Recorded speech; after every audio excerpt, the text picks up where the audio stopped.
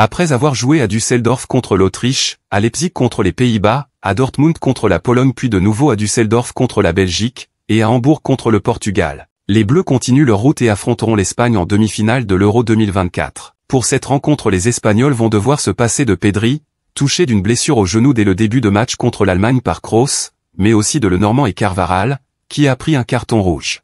L'absence de Carvajal qui a son impact lourd sur le match selon le journaliste sportif français Hermel. L'absence de Carvajal est énorme parce que c'est un gagneur, il est chiant sur le terrain, il a le caractère. Pour moi, ça me paraît l'absence la plus importante par le poste où joue. Si Mbappé se réveille un peu, ça peut faire mal, a ainsi confié Frédéric Hermel au micro de RMC, ajoutant, la tendance, pour le remplacer, c'est Jesus Navas, mais c'est une demi-finale et le sélectionneur joue un peu au bluff. On va dire que c'est 80% Navas, et 20% Nacho, et que Vivian de l'Athletic Bilbao entre à la place de Nacho, en charnière à côté de la porte. En parallèle, les Bleus devront également se méfier de Nico Williams, 21 ans, et surtout le Barcelonais Lamine Yamal, 16 ans seulement. Selon la presse ibérique, le secret de l'Espagne, c'est qu'ils n'ont pas peur. Ils sont jeunes, ils sont passionnés, ils ont envie de gagner. Même s'ils sont conscients qu'ils peuvent perdre, ils ne jouent pas sur cette pression de l'échec. Les Bleus ont atteint le dernier carré de la compétition après avoir éliminé la Belgique de Romelu Lukaku en 8e, 1-0, et le Portugal de Cristiano Ronaldo en quart, 0-0,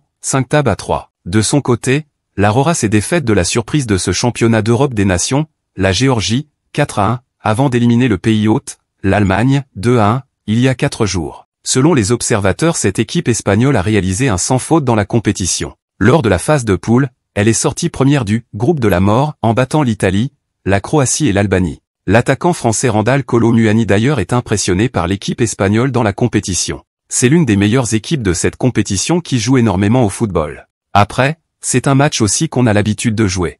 On aime les grands matchs. Je pense qu'on sera prêt d'ici mardi, explique-t-il. Ainsi les deux équipes font tout pour le tout à franchir le cap vers la victoire. La première demi-finale de cet Euro aura lieu le mardi 9 juillet à 21h. Elle se déroulera sur la pelouse de la Munich Football Arena connue par l'Allianz Arena de Munich.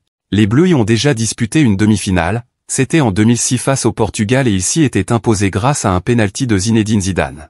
Les fans des Bleus peuvent opter pour TF1 qui prendra l'antenne à partir de 20h50 pour la cérémonie d'entrée des joueurs sur la pelouse. Mais il y a une deuxième option. Pour les téléspectateurs abonnés à suivre la rencontre sur beIN Sport 1. Pour l'arbitre, c'est le Slovène Slavko Vincic qui sera au sifflet pour diriger la demi-finale entre la France et l'Espagne.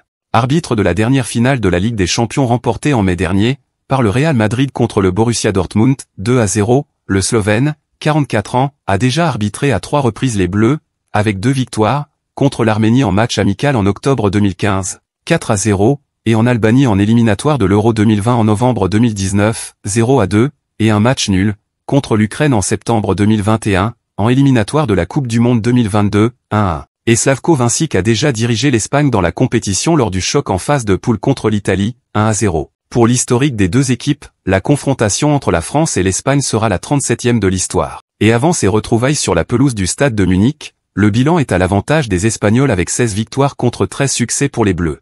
Mais les hommes de Didier Deschamps restent sur une victoire contre l'Aurora en finale de la Ligue des Nations, en octobre 2021, à Milan, 2-1. Composition probable. Pour la France, Maignan, Koundé, Upamecano, Saliba, Théo Hernandez, Tchouaméni, Kanté, Rabiot, Dembélé, Kolo Muani, Mbappé. Pour l'Espagne, Simon, Navas, Nacho, Laporte, Cucurella, Rodri, Ruiz, Yamal, Olmo, Williams, Morata.